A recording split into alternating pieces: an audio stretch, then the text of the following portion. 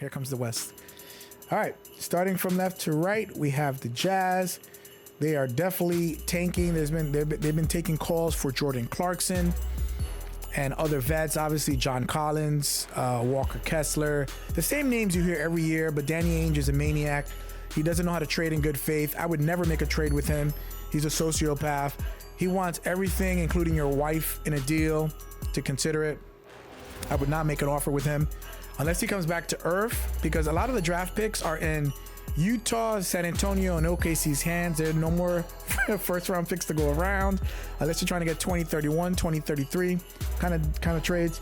So as far as Utah, I honestly feel like they may make one move here or there if anybody's leaving at the end of the year and they feel forced to take the best deal. But I think Danny Ainge, his bargain is not even hard, it's diamond. So I don't know. There's no capital to go around. So we'll see if he has any leverage to try to make a trade. But if you're a championship team like the Lakers or somebody else, are you willing to pay that price of 2 first-round picks? Pelinka has shown in the last few years he is not giving up those picks. He knows LeBron is leaving this year or next year. He doesn't care if he's mad or not. He knows LeBron is not going anywhere. LeBron has no leverage. So Pelinka's like, no, those are my draft picks. I'm not giving them up. Smart man. The Rockets are a little bit too young. They came in against the OKC Thunder in the in-season tournament. They went to the semifinals, so basically like the conference finals of the in-season tournament. And they have been a hard-hitting team. They're kind of like the Magic of the West, just they're not injured. They've all played well. Jabari Smith has played well. Fred VanVleet has been doing his thing. Jalen Green has been upping his game. Alfred Şengün.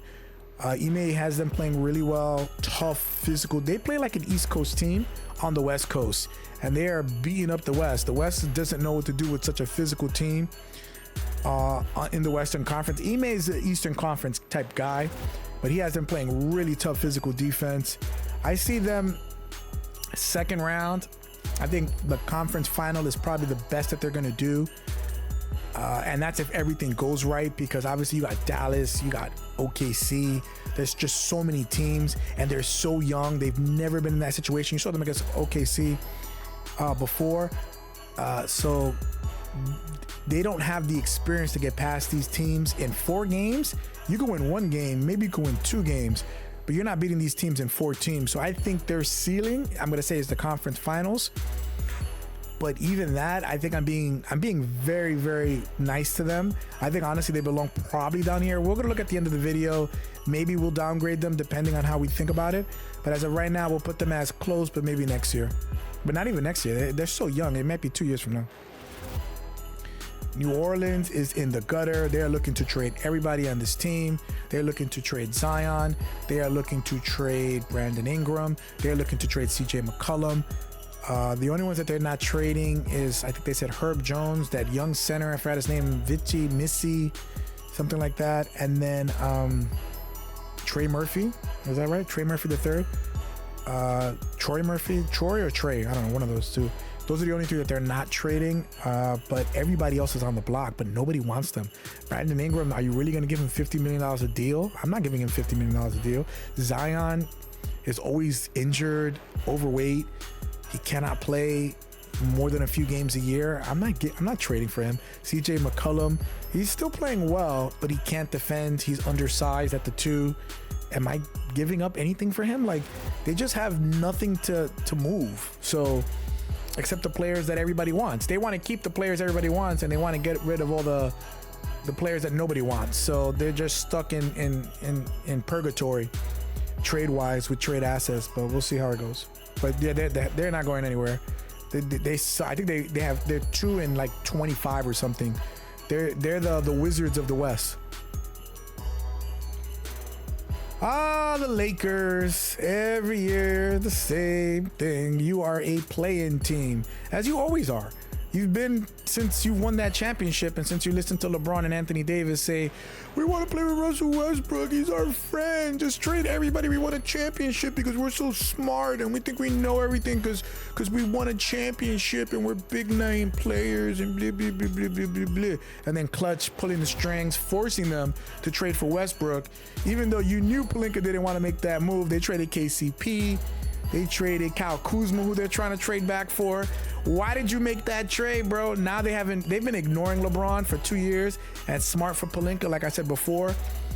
They need an infusion of talent. Kyle Kuzma, I don't know what he's gonna do. LeBron is still playing well. I don't ever see this team being a championship contender while he's around, honestly. Anthony Davis needs to be the focal point of that team.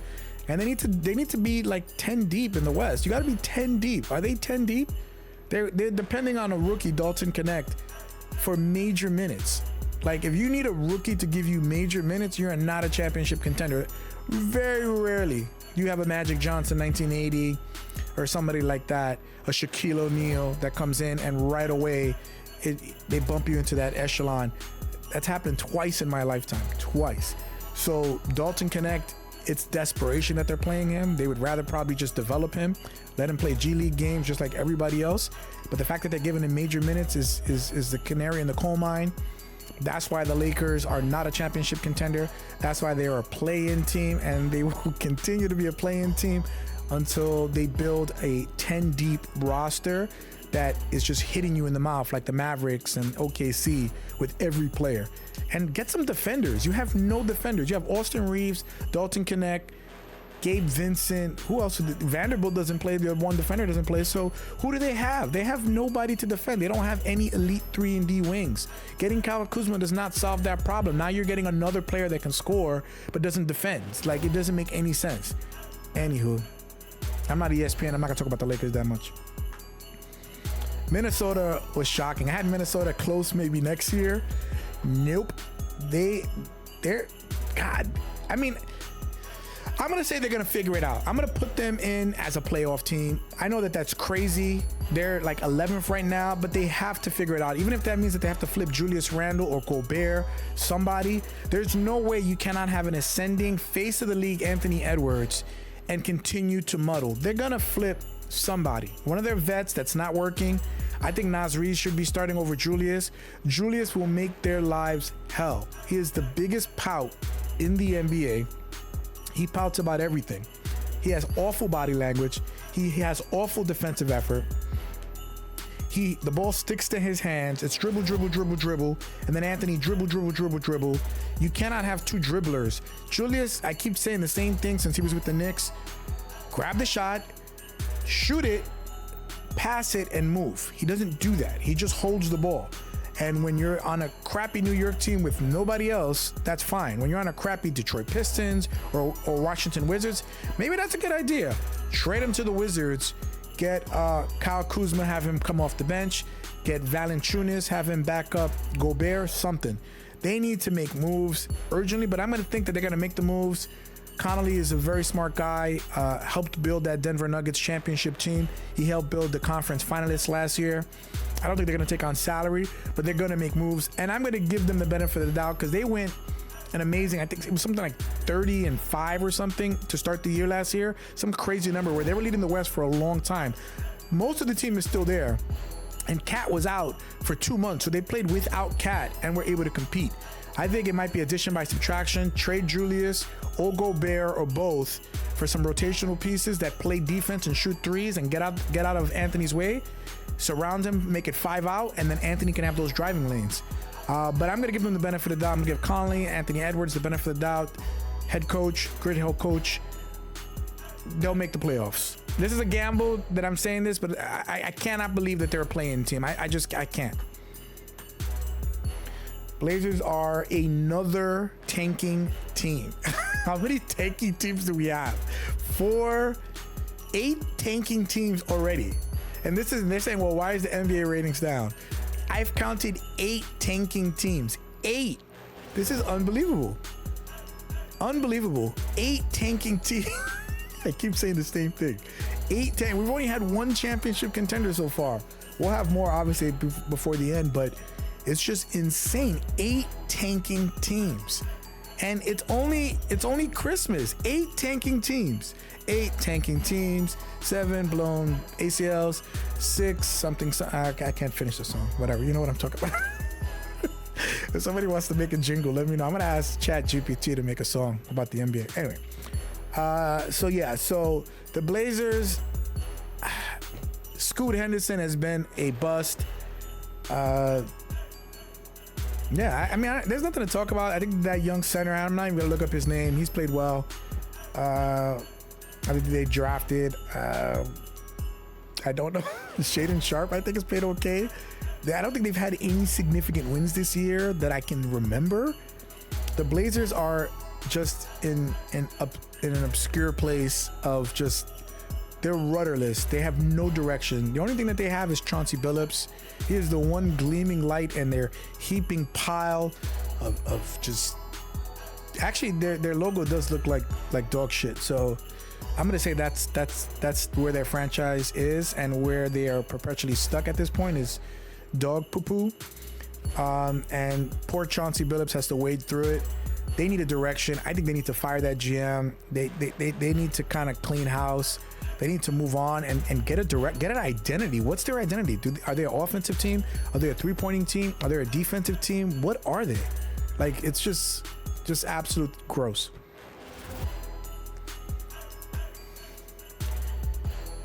The Nuggets, I'm going to say playoff teams just by the fact that we have 8 tanking teams. So we have to put somebody in there. So I'm going to give the championship pedigree of the Nuggets a shot here. I'm gonna give them a shot that they're gonna be able to figure it out. They got Russell Westbrook they're depending on. Jamal Murray played like crap in the Olympics, played like crap in the preseason. He played like crap the first 2 months of the year. Now I feel like I'm seeing a soupçon, just a whisper of what he was. I don't know what's going on with him. Is he having personal issues? I don't know. Michael Porter Jr. is on the block. They're thinking about a 2-for-1 trade. Malcolm Brogdon and Valanciunas, maybe for Michael Porter Jr., Cam Johnson and Dorian Finney-Smith for Michael Porter Jr. He has the talent there. He needs to be surrounded by defensive players because they have too many non-defensive players. You have the greatest basketball player on the planet in the Joker. And you have Jamal Murray, who cannot defend. You have Michael Porter Jr., who cannot defend. Aaron Gordon used to be one of your best defenders. He seems a little bit slow recently that I've been watching. Maybe he's getting back into shape, but he's not looked the same. You don't have KCP anymore. You have, what's it, Ryan Braun? I always forget his name. I think that's the baseball player. Something Braun. Christian Braun. Because I remember Christian Braun, who defends, but then you don't have anybody off the bench.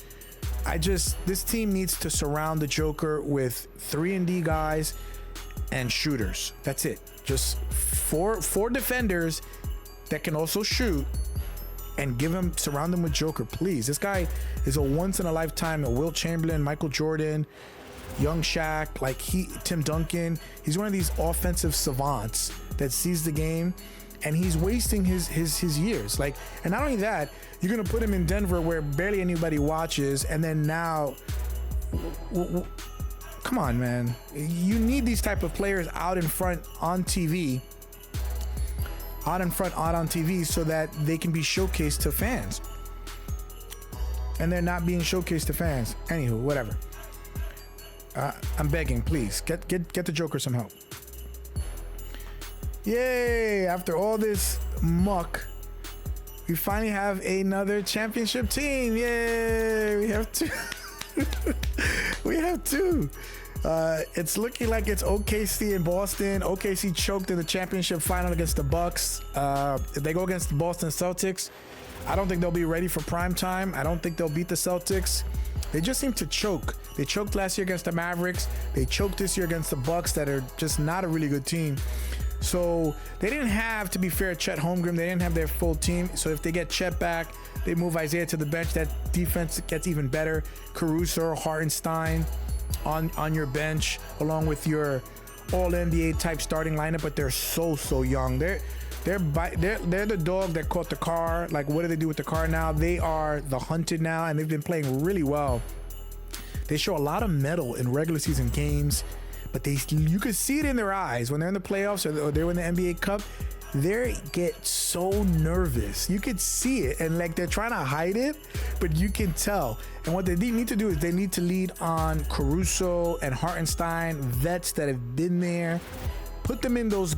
I know that the statistics or whatever, the metrics say put Chet Holmgren back and put some other players back that are younger, but you need to have these vets, these Carusos, these Hartensteins out there. Put the Dortcher Chamber out there, SGA. Put like a specific 5 that even though that they're not all starters, that they finished the game because the fact that they don't. Hartenstein played really well with the Knicks last year. Like I would say he was probably the second best player or the second most important player on that team behind Jalen Brunson.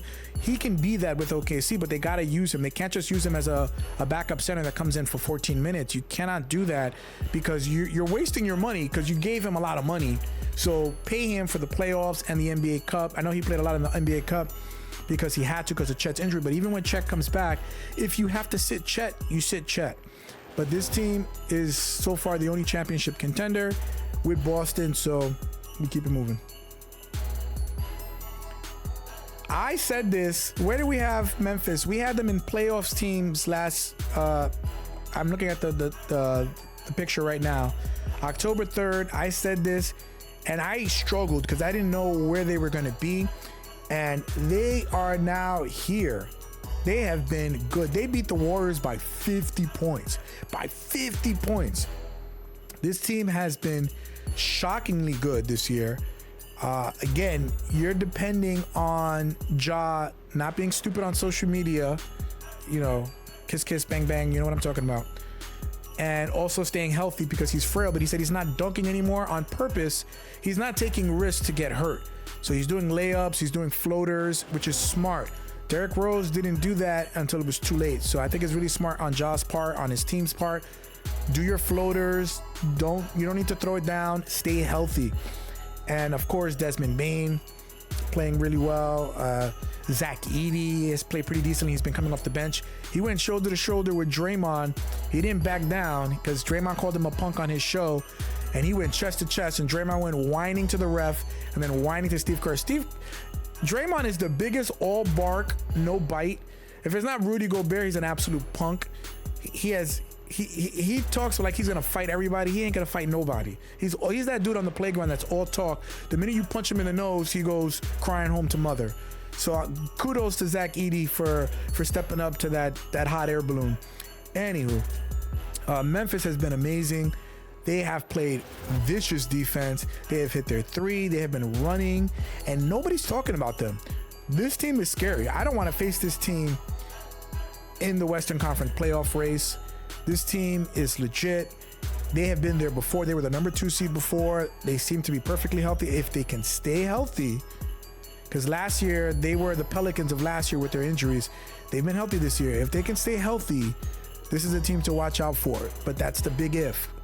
Is Ja going to stay healthy? But other than that, and shout out Scottie Pippen Jr., you're carving out your own name. You're doing a great job. I don't know if you'll ever see this video. You probably won't. But you're doing a great job. And kudos to you because your dad pissed me off as a Knicks fan when I was a kid. But shout out to you.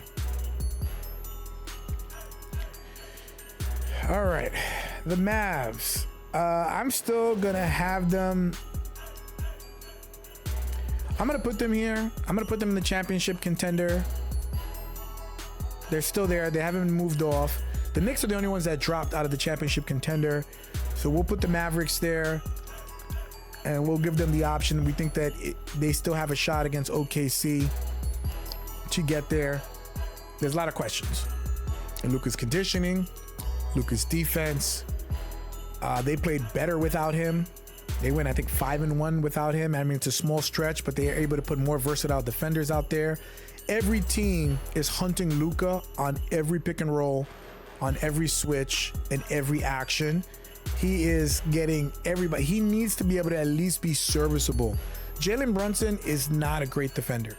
He takes charges though. He jumps in passing lanes. He is a serviceable defender, even though he's not a good defender. Luka needs to get to serviceable. He's not even he's a traffic cone. He's an overweight traffic cone. So he needs to focus on getting better to be serviceable. That's it. Jump in the lane, take a charge. Do not whine to the refs. He's been better. I don't think I've been seeing too many texts. He's been injured, but stop whining to the refs. Put your hand up, just ignore it and do all that and get there. But this team, when they get in the playoffs, watch out, because Luka and Kyrie are the two most clutch, savage players maybe in the last 30 years. Like Robert Horry kind of type players. They will rip your heart out and watch you as you fall down. Like, they are absolute animals when it comes to winning the game. So in the playoffs, I bet on Dallas. They've done it multiple times. They can do it again. They can beat OKC again, believe you me. So, but can they stay healthy? They've had a lot of injuries with Kai and with Luka. Derek Lively, I think last year missed a few games. Daniel Gafford. Can they stay healthy? We'll see how it goes. I'll put the Spurs with the play-in. They're right there. They have Wemby, who is a very capable person. You saw that game he had against Denver last year as a rookie. I think Joker had 60 and he had like a 40-point triple-double with blocks or some crazy stat line he had last year that he changed the course of time. If they don't win that game, Denver's the number 1 seed. Denver goes against Dallas, and I think Denver beats Dallas last year, and I don't think Minnesota goes to the conference finals, or if they do, I don't think they go to the conference finals at all. So Wemby might have single-handedly cost Denver a second championship, but I mean, I don't have that portal to be able to do an alternate timeline to see what happens. But that game was important. So you see Wemby's ready for the big game. You saw how much hurting he went through when they lost the Olympics. He cried, he cares, like he really wants to be a special player. He's a savage. He's another one that wants to rip your throat out in a very respectful way on the court. He doesn't like losing. He does everything well, or he's improving at what he doesn't do well. So I think they're going to be a play-in team. I don't think they're going to be an outside team, but we'll see how it goes. But especially with so many teams tanking, and look, I mean, 1, 2, 3. I only have 3 Western teams tanking. We have 5 Eastern Conference teams. I think they have a really good shot, even over the Lakers, to make the play-in. It'll be the Lakers or the Spurs. I don't think it'll be both of them, but it'll be one of them. But I think Chris Paul is there, Harrison Barnes. They have that kid. Stephen Castle is their rookie. Devin Vassell. They have a very deep team. They have a better future, and they're sniffing around De'Aaron Fox, because the Kings, the ship be sinking. And Fox just signed, I think, with Clutch. He may want to go out of there, and the Spurs have the assets. And listen, we'll talk about the Kings in a second, but if they can get De'Aaron Fox there, watch out. The Suns, just because we need to have some type of balance, we are going to put the Suns as a playoff team. They are criminally undersized in a sense of bulk. They're all a bunch of skinny players. There's no real, I don't know, they just don't have any heavy defenders, physical, muscular, like a Ron Artest. You put a Ron Artest, a prime Ron Artest on the Phoenix Suns, they win a championship easily. They need somebody like that can handle the dirty work, that can be physical, that can play through contact. And they just have a lot of highly skilled, but highly, I don't want to say, I was about to say effeminate. I don't want to say it like that. I don't want to be mean. I'm not trying to make it as if it's a it sounds derogatory, but I'm not trying to be derogatory. It's just they need some people to hit a young Draymond, somebody, God, just somebody. I know they have Mason Plumlee, one of the Plumlee brothers, Miles Plumlee, one of the Plumlee brothers. They have him, but he's a backup player. I mean, they just need some, and there's no balance. Like, you have 2 shooting guards. What made you think that Booker and Beal would work together? Beal should be coming off the bench. That's number 1. I don't think he should be starting.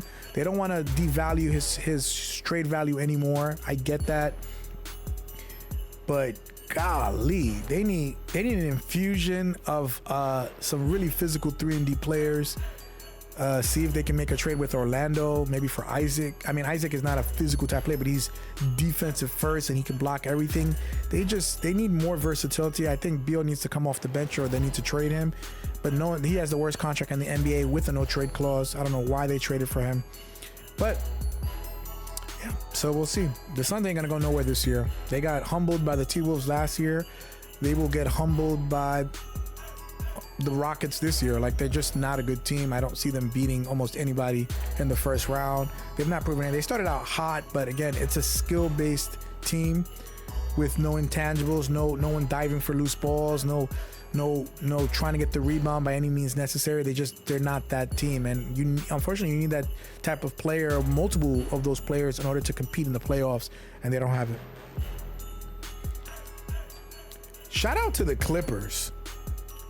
Losing Paul George for nothing in the offseason. Kawhi has been out all year again, because this is what he gets paid to sit on the bench. I will take the veteran minimum, and you can use me as a trade piece whenever you want. I will applaud, but Kawhi is making damn near the max. He didn't get the full max. He got the same offer Paul George got, which is like a modified max. Has not played all year. And still, the Clippers are one of the deepest rosters in the NBA. I want to say they're about 16-13, give or take, a little bit over 500, but maybe even more than that. I think they're like 5th in the Western Conference, and this is a stacked Western Conference. This Western Conference, from 1 down to the 15, 14, whatever, is it 14? 14 or 15 that the NBA has, they have competed, and they have gotten some impressive wins. They beat Dallas without Kyrie and Luka, I get it, but they have played really well. They've had like maybe 2 or 3 stinkers at home, but beyond that, they've played really lights out at home. Ty Lue, this is why he's the best coach in the NBA. Him or Eric Spoelstra, take your pick, but I think Ty Lue is a genius, and he gets the most out of his team and his players. Tucker is on the trading block, so they might be able to get another rotational piece. Kevin Porter Jr. has played really well. Nicholas Batum has played really well. James Harden has played really well. But yeah, their team is just, it's like they come in numbers. They come as like a swarm of bees, and you can knock down 5 or 10 of them, but there's still more. They keep coming, and that's what the Clippers are. They're a really good team, and they're gonna get Kawhi back apparently in like a week or two. So then you're gonna add Kawhi to that mix, and I think that even bumps you even higher. Could they even make the conference finals? I don't think so, unless you're getting Toronto 2019 Kawhi, and I think he's shot. I think his knee's shot. I think he's gonna have to medically retire, so I don't think it's gonna happen. But man, if they can like inject some life into Kawhi, whatever it took, send him to Germany, get those, those magical procedures that players it's illegal over here to get, do something. But if they can keep Kawhi healthy for a playoff run, they're gonna be tough. 2 more teams. The Warriors, I'm gonna say, are a playoff team. This is me. This is me reaching here, because right now they're playing like a play-in team. They were one of the best, maybe top 2 teams in the NBA, maybe top 3, behind the Celtics and the Cavs to start the year. Blazing hot. No Klay Thompson, everything as well. Kumbaya. They have crashed. DeAnthony Melton went out for the year, so then they traded for Dennis Schroeder. So, and this is recent, so it should add a little depth to them. Steph Curry, slowing down. He's not playing more than 30 minutes a game, but you can already tell, I think playing in the Olympics for KD, LeBron, and Steph really took a lot out of them. I honestly think they should have probably rested all 3 of them and not let them play early on. Maybe take the first month of the season off.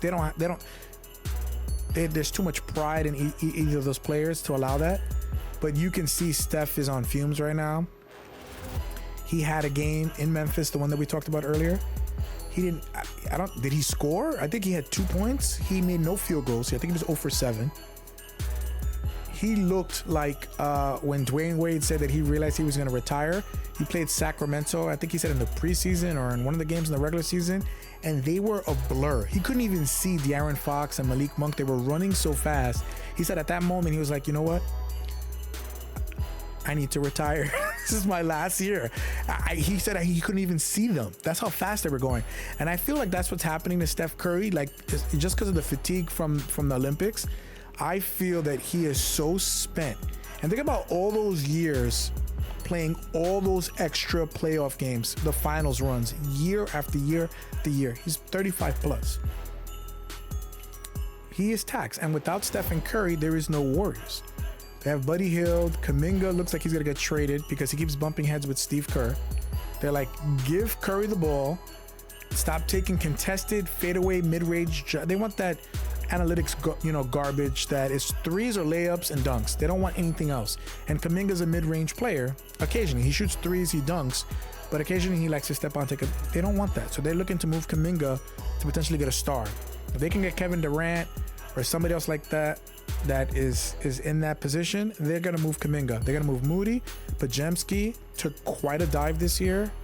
Not a dive as in a professional fall, but he has flamed out quite spectacularly, and they had him at his highest value last year.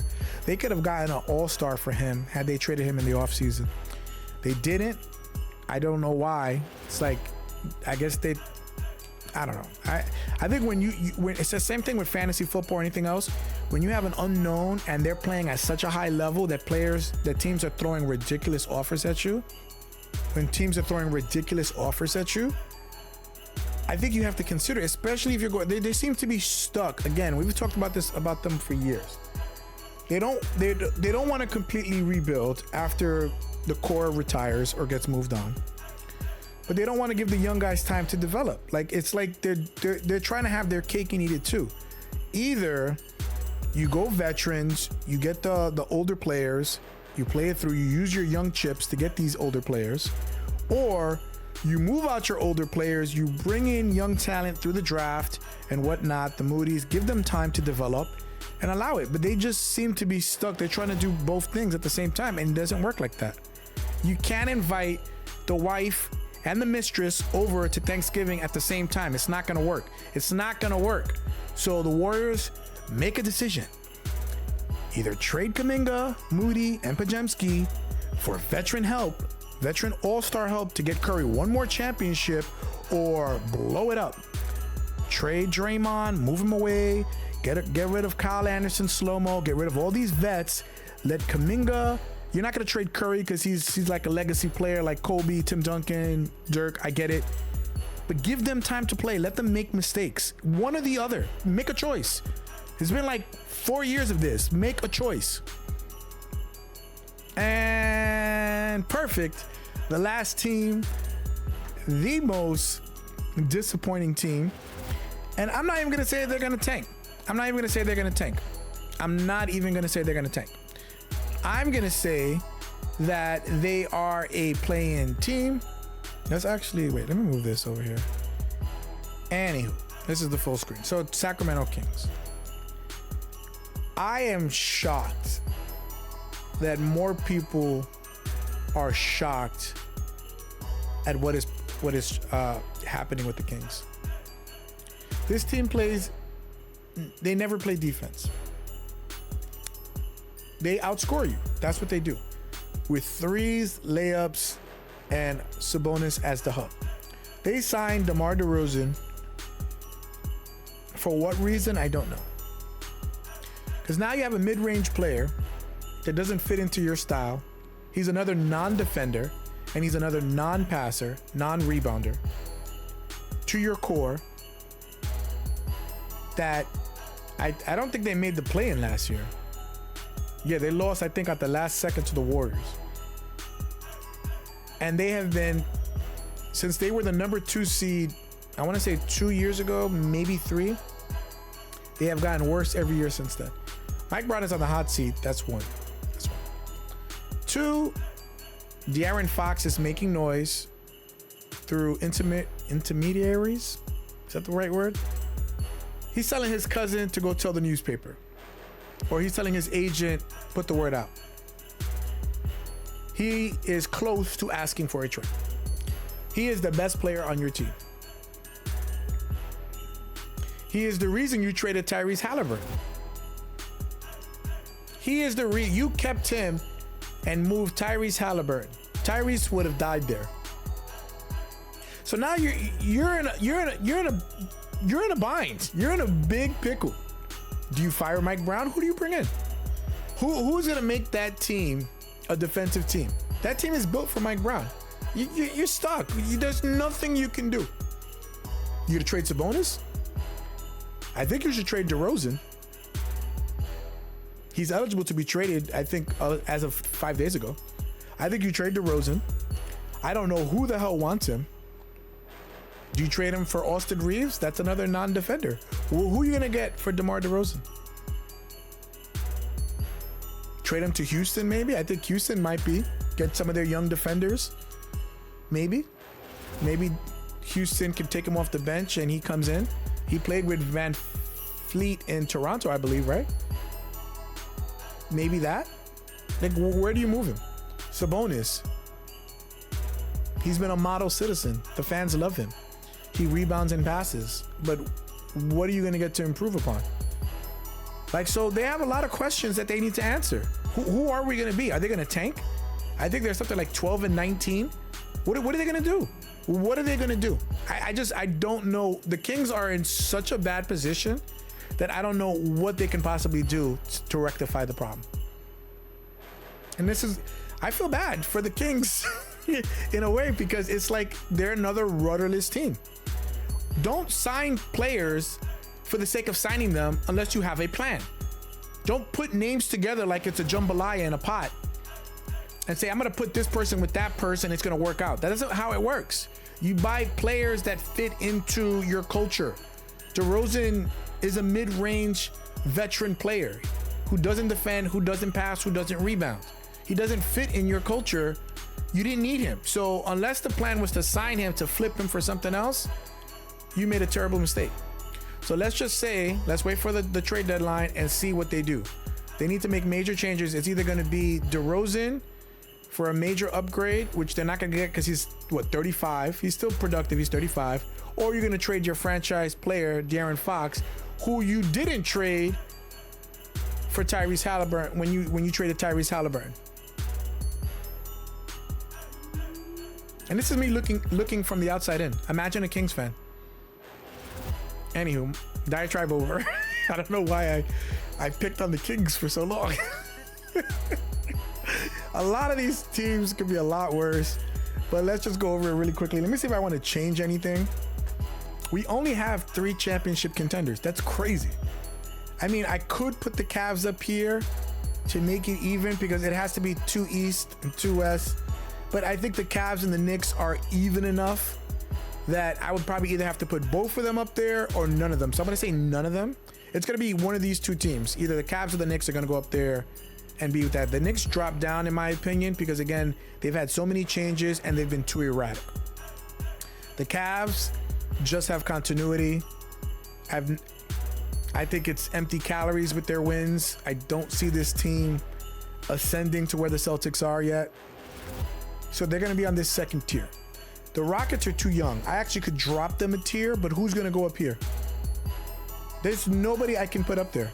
I mean, maybe if Kawhi comes back, maybe we could put the Clippers instead of the Rockets. But this is who we have. We have a college all-star squad, essentially, with a few vets. And this might be their luckiest year. They may make a Western Conference Finals because of the instability of the rest of the league. The Grizzlies, are you depending on John Morant to behave? How do I bump them up? Are you waiting for them to? They were the most injured team last year. I think they missed 300 games or some crazy number. They had a starting. The Grizzlies last year had a starting lineup of 5 G League players or some crazy thing. You trust them to stay healthy? OG Anunoby has been injured the last 4 years. This is the first year, knock on wood. Knock on wood, you hear it. Don't blame me if something happens to him. First year he's been healthy. He's played every game. You think that's going to continue? Mitchell Robinson, when he comes back, you think he's going to stay healthy? There's too many question marks. The Bucks, No, there's just nobody here. Like, these are the three teams that have their shit together for the most part. The Mavericks, I can argue, maybe not so much. Maybe they're still working on it, but I have to put them up there. I have to put somebody there.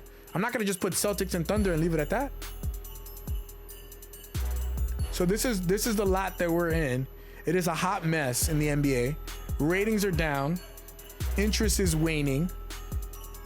And it's just, there's nothing concrete. What young player, who's going to ascend to superstardom? Who is going to carry the league? Somebody has to.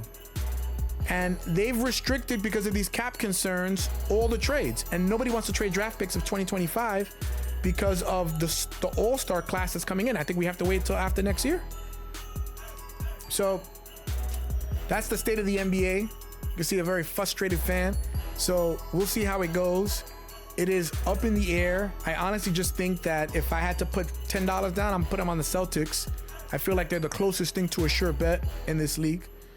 Thunder choke all the time. The Mavericks, we've talked about their issues.